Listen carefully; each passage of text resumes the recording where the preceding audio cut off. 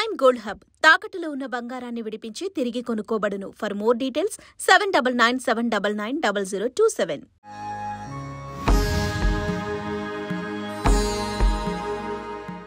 నమస్కారం గురుగారు.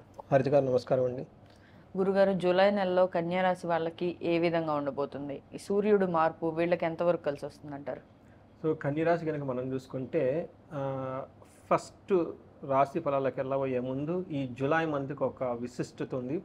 ఆషాఢ మాసం, అందులోనే శ్రావణ మాసం లాస్ట్ వీక్లో కూడా వచ్చింది. కొన్ని ముఖ్యమైన రోజులు ఉన్నాయండి. ఈ రోజుల్లో వాళ్ళకి ఏదైనా కనుక మనం చెప్పుకోబోయే ప్రాబ్లమ్స్ కనుక ఉంటే తగిన విధంగా పూజలు, ఆ వ్రతాలు, ఆ పూజలు అవి చేసుకుంటే, నవరాత్రులు చేసుకుంటే చాలా రిలీఫ్ వచ్చేస్తుందండి. కొన్నిసార్లు జ్యోతిష్కుల దగ్గర మా దగ్గరకు వచ్చిన ప్రాబ్లం ఐడెంటిఫై చేసి తిరిగి మళ్ళీ పరిహారాలు చెప్పాల్సిందే కదా.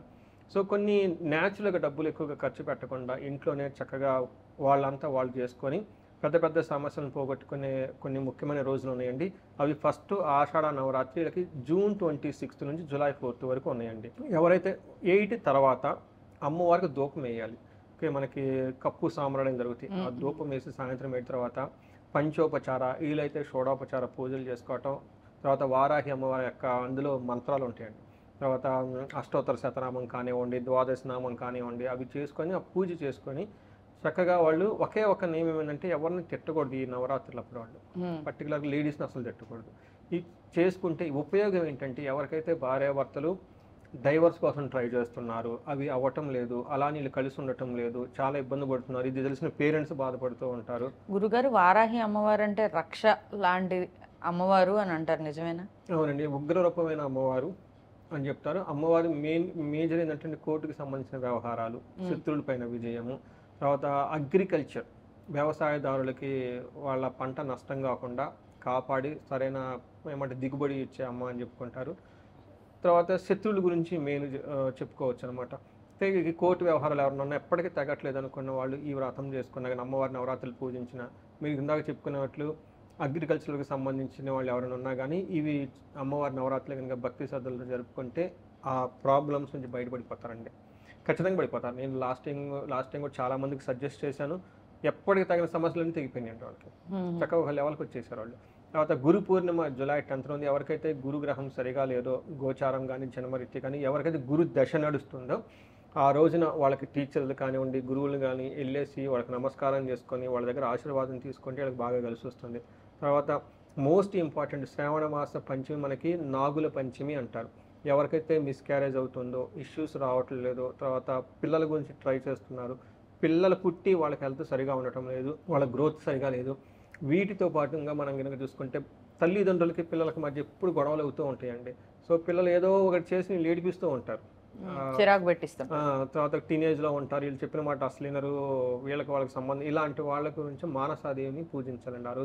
ఆ రోజు నాగదేవత, నాగులమ్మని కనుక మనం చక్కగా భక్తి శ్రద్ధలతో కనుక పూజించుకుంటే ఆ రోజు ఉపవాసం ఉంటే దానికి ప్రొసీజర్ ఉంటుంది. అది తెలుసుకొని ఎవరిని అడిగినా చెప్తారండి ఎలా చేయాలని.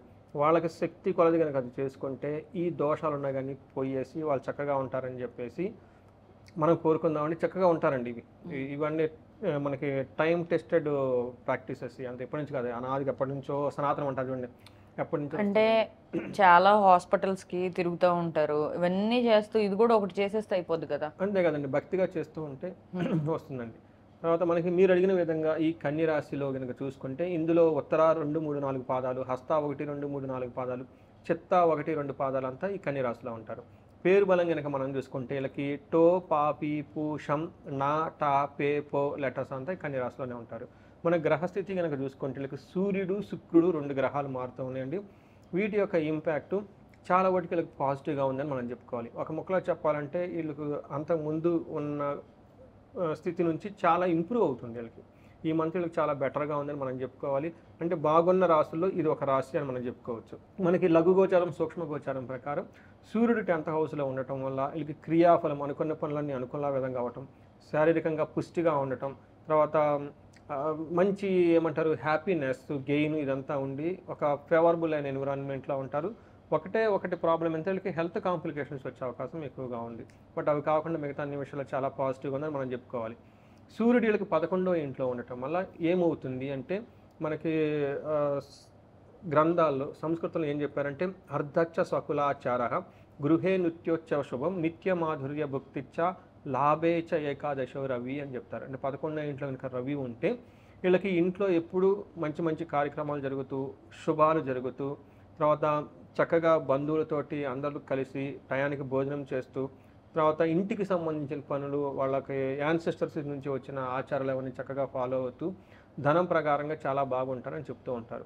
అదే వీళ్ళకి ఒకే ఒక్క ప్రికాషన్ ఏమంటే పెద్ద పెద్ద పనులు చేయాలని ఈ టైంలో ప్లాన్లు చేసుకోకూడదు, కన్ఫ్యూజన్లో ఉంటారు. కొంతమంది లవ్ రొమాన్స్ వాళ్ళకి సంబంధించిన వాళ్ళు ఎవరు ఉంటే వాళ్ళకి కొంచెం డిస్టర్బెన్స్ వచ్చే అవకాశం కూడా ఉంది. సూర్యుడు 5వ ఇంటి నుంచి చూడటం వల్ల ప్రేమకు సంబంధించిన వ్యవహారాల డిస్టర్బెన్స్ వచ్చే అవకాశం ఎక్కువగా ఉంటుంది. కుజుడు కనుక మనం చూసుకుంటే వీళ్ళకి 11th హౌస్లో ఉండి 12th హౌస్లో ఉండి మిక్స్డ్ రిజల్ట్ని ఇస్తుంటారు. ఒక యాంగిల్లో వీళ్ళకి మనీ ప్రకారంగా చాలా బాగుంటుంది, ప్రతిదీ సక్సెస్ అవుతుంది. ఇంకొక యాంగిల్ ఏమవుతుందంటే అండి వీళ్ళకి ప్రవాసం వ్యాధి పీయడం బంధు వైరం ధనక్షయం దేహ పీడాంచ సంచారం ద్వాదశ స్థానకే కుజ అని చెప్తారు. వీళ్ళకి ఏదైనా కనుక ప్రాబ్లం ఉన్నట్టు డ్రాబ్యాక్ ఇది ఒక్కటే అని మనం చెప్పుకోవాలి. అదేంటంటే ఫారిన్ అంటే ఉన్న ప్లేస్ నుంచి కొంచెం దూర ప్రదేశాలు వెళ్ళటము, ఊళ్ళు వెళ్ళటము, తర్వాత వ్యాధులు వీళ్ళని బాధించటము, ధనక్షేమము ఇవన్నీ చూపిస్తున్నాయి. అంతేకాకుండా శారీరకంగా బాగా అలసట, టైర్డ్నెస్, కొంచెం ఇబ్బంది పడిపోయేసి ఉద్యోగంలో అటు ఇటు తిరిగే ఛాన్సెస్ ఎక్కువగా ఉంటుంది, బిజీగా ఉంటారు అనమాట. ఇది మనకి కుజుని వల్ల వాళ్ళకి కొంచెం ప్రాబ్లమాటిక్గా ఉందని చెప్పుకోవాలి. అయితే వీళ్ళకి లక్కీగా శుక్రుడు 9వ స్థానంలో ఉన్నారండి. 9వ స్థానంలో శుక్రుడు ఉండి 3వ స్థానంలో చూడటం వల్ల ఇప్పటిదాకా మనం చెప్పుకున్న కుజుడు పెట్టిన ప్రాబ్లమ్స్ నుంచి వీళ్ళకి చాలా విముక్తి వచ్చేసి చాలా ఎనర్జెటిక్గా యాక్టివ్గా ఉంటారు. మనకి సంస్కృతంలో ఏం చెప్తారంటే వస్త్రలాభం, మహా ఆరోగ్యం, గురుభక్తి, తర్వాత స్వధర్మకృత్ వాళ్ళ పనులని చక్కగా చేసుకుంటూ వెళ్ళిపోతూ ఉంటారు. చిత్తశుద్ధి అభిష్టార్థ. సో చిత్తశుద్ధి అంటే ఇంట్యూషన్ చాలా ప్యూర్గా ఉంటుంది, వాళ్ళది థింకింగ్ ప్యాటర్న్ చాలా నైస్గా ఉంటుంది, అనుకున్న పనులని చక్కగా చేసుకుంటూ వెళ్ళిపోతూ ఉంటారు. సో వీటితో పాటు వీళ్ళకి ఇందాక మనం లవ్ రొమాన్స్లో ప్రాబ్లం అని చెప్పాను, బట్ శుక్రుడు వీళ్ళకి అనుకూలంగా ఉండడంతో పాటు లవ్ రొమాన్స్ ప్లేజర్స్ విషయాల్లో అగైన్ చిన్న చిన్న డిస్టర్బెన్స్ వచ్చినా కానీ మళ్ళీ నార్మల్ అయ్యే అవకాశం ఎక్కువగా ఉంటుంది. ఇవి గ్రహాల వల్ల వీళ్ళకి కలిగే ఏమని చెప్తారంటే అనుభవాలు ఇవన్నీ ఎదురవుతూ ఉంటాయి అన్నమాట. గురుగారు మరి వీళ్ళకి నక్షత్రాలను బట్టి చూసినట్టయితే ఏ రకంగా ఉండబోతుంది? నక్షత్రం ఉత్తర ఫాల్గుని హస్త చిత్త నక్షత్రాలు ఉంటాయి. ఉత్తర ఫాల్గుని నక్షత్రం వాళ్ళకి లాభప్రదంగా ఉంటుంది, విదేశాగమనం ఫారిన్ వెళ్ళాలనుకున్న వాళ్ళు అనుకూలంగా ఉంటుంది, సౌఖ్యంగా ఉంటుంది, వస్త్రలాభం ఉంటుంది. వీళ్ళకి ఛాలెంజెస్ రెండే ఉంటుందండి. ఒకటి దేహ పీడనము, మరణము అని చూపిస్తూ ఉంటుంది. తర్వాత హస్త నక్షత్రం వాళ్ళకి అగైన్ లాభప్రదంగా ఉంటుంది, ఫారిన్ వెళ్ళాలి అనుకున్న వాళ్ళకి అనుకూలంగా ఉంటుంది, సౌఖ్యంగా ఉంటుంది, వస్త్రలాభం ఉంటుంది, పరవాసము కొన్ని రోజులు అవుట్ స్టేషన్లో ఉండే టైం కూడా స్పెండ్ చేయాల్సిన పరిస్థితి కూడా వీళ్ళకి వచ్చే అవకాశం ఎక్కువగా ఉంటుంది. ఒకే ఒక ప్రాబ్లం వీళ్ళకి ఏంటంటే దేహ పీడనం, ఇలా శరీరం వీళ్ళకి బాధిస్తుంటుంది. అంటే జ్వరం రావటము, బాడీ హీట్ అవ్వటము, శరీరం కాళ్ళు నొప్పులు, ఏ నొప్పులు ఏదో ఒకటి, తలనొప్పి సంథింగ్ ఇలా శరీరం వీళ్ళకి బాధ పెట్టడం దేహ పీడనం అంటారు. చిత్తా నక్షత్రం వాళ్ళకి క్షేమంగా ఉంటారు, విదేశాగమనం, ఫారిన్ వెళ్ళాలి అనుకున్న వాళ్ళకి ఎక్కడ సెటిల్ అవ్వాలి అనుకున్న వాళ్ళకి చాలా అనుకూలంగా ఉంటుంది. తర్వాత వస్త్రలాభం చూపిస్తుంది. ఒకే విషయంలో ఛాలెంజింగ్ ఏంటంటే రోగము, దేహపీడనము చూపిస్తూ ఉంది.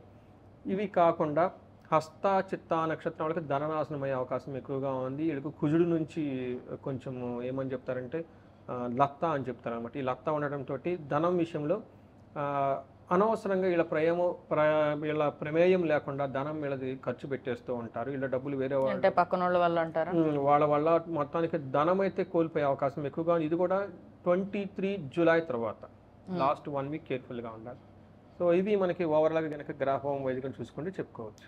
సో మరి గురుగారు వీళ్ళ పరిహార మార్గాలు ఏమంటారు? హెల్త్ ఇష్యూస్ ఎక్కువగా ఫేస్ చేస్తే అవకాశాలు ఉంటాయి అంటున్నారు కదా, వీళ్ళు ఏం చేయాలంటారు? సో వీళ్ళకి కుజుడు అక్కడే సరిగా లేడండి. కుజుడికి మంగళవారం రోజున 1 కేజీ కందులు కనుక దానం చేయటం, సుబ్రహ్మణ్యేశ్వర స్వామిని ఆరాధించటము, సుబ్రహ్మణ్యేశ్వర స్వామి భుజంగ స్తోత్రము, వీటితో పాటు వీళ్ళకి ఏమంటే దేహ పీడనం అని చూపిస్తున్నా కాబట్టి అమృత మృత్యుంజయ పాశుపత అభిషేకం చేసుకోవటం, ఆయుష్ సూక్తం చదవటం ఇవి చేస్తూ ఉంటే చాలా బాగుంటుంది.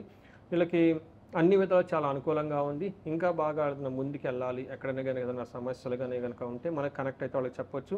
వీళ్ళకి ఫైనాన్షియల్గా కూడా క్రైసిస్ ఇబ్బంది అయితే ఏమీ లేదు. బట్ ఇన్ కేసు ఎవరైనా కనుక ఇబ్బంది పడుతూ ఉంటే కుబేర పాశుపత అభిషేకం అని ఉంటుంది, లేదంటే మహాలక్ష్మి విశేష హోమం చేసుకున్నా కానీ చాలా చక్కగా బాగుంటుందండి.